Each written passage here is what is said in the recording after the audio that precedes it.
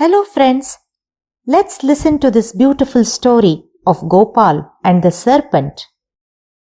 In a small village lived a young man named Gopal. He was known for his intelligence. Once his cousin came to visit him from the city. He told Gopal, "A bright person like you should come to the city.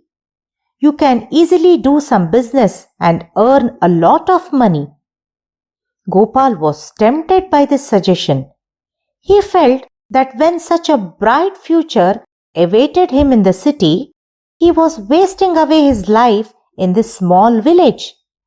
After a couple of days, he informed his parents about his decision to move to the city, and seeking their blessings, he set out to pursue his dreams. In those days, there were no means of transportation, so he started his journey by foot. Soon he entered a dense forest.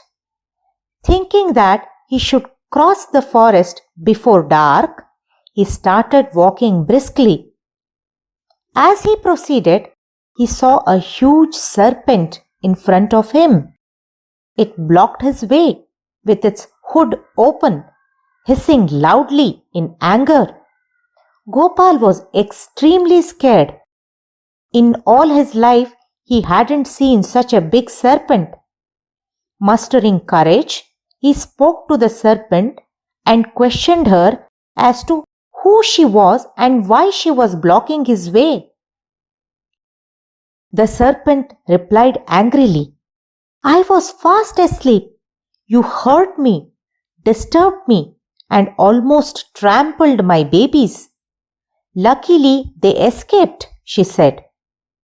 Actually, what had occurred was that Gopal was walking quickly, and in his haste, he almost trampled on a pile of leaves in which the serpent had laid her eggs and was safeguarding them.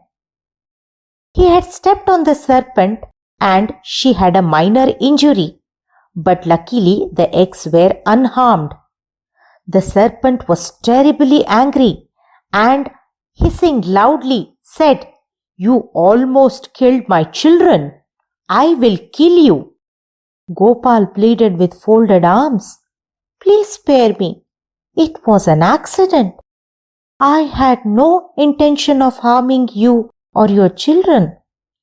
In fact, I did not even realize that I had hurt you. I wanted to cross over the forest before dark and was hence walking swiftly. I unknowingly stepped on the pile of leaves. Forgive me." The serpent didn't comply to his request. Gopal continued, "I am the only son of my parents. Please let me go. You are so affectionate and protective about your babies, which have not even taken birth. Imagine the plight of my parents if their only son loses his life. They, who have looked after me and provided for me all these years, will find it impossible to live without me." The serpent remained unmoved hearing this. She then asked, "You are saying that your parents looked after you all these years, but you are not telling me what you have done for them. Now, tell me, what have you done for your parents? Have you ever shared their burdens and responsibilities? Come on, tell me the truth, otherwise you will have to face the consequences."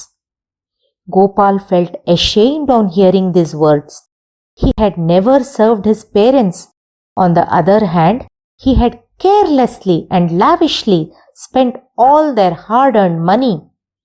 The serpent continued questioning Gopal.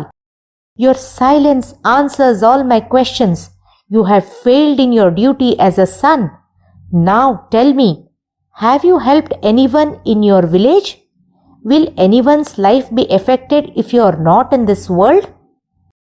Gopal hung his head in shame. The serpent then told Gopal, "You are not of use to anyone. There is no meaning to your life. Get prepared to die. She then added, "People do not like me. They say I am a dangerous animal, a poisonous snake. But do you know that I am actually the friend of farmers? You might be surprised to hear this, but it is true. I feed on mice and bandicoots, which destroy the crops. Hence I am called the farmer's friend." On hearing this, Gopal felt truly ashamed that he had not been of any help to anyone in his life. His eyes filled with tears. He pleaded with the serpent, "You have opened my eyes. It is true that I have been selfish and have never done anything worthwhile. Please give me a chance to mend my ways. If you spare my life, I will look after my parents well and will also ensure that I am useful to others." Hearing this, the serpent took pity on Gopal and went away. This incident transformed Gopal. He didn't want to go to the city anymore. He returned to his village. Gopal's father was a blacksmith. When Gopal returned to his village, his father was busy at work. He was surprised to see Gopal.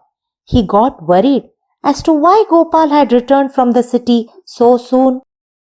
Gopal fell at his father's feet in shame.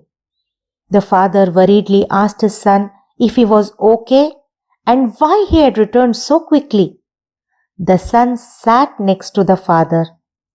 He held his father's hand, and only then did he notice how hard his father's hands were. He realized that all these years of hard work, tough work at the kiln had hardened his father's hands. There were cracks on the father's hands which hurt on even being touched. Gopal realized that his father had toiled day and night and brought him up with a lot of love and affection. Gopal regretted that he had never noticed the sacrifices that his parents had made to give him a good future. He thanked the serpent for opening his eyes to the reality and for making him realize his mistakes. He told his father that he was a grown-up man and that it was time for him to take up the responsibilities of the household. He insisted that his father should retire and take rest. Gopal's father was thrilled to hear this. The village didn't have a school. Gopal started a small school in a portion of their house. He also helped the farmers of the village. Thus Gopal was a transformed man. He took very good care of his parents in their old age and, thanks to the lesson taught by the serpent, he was loved and respected by everyone in the village.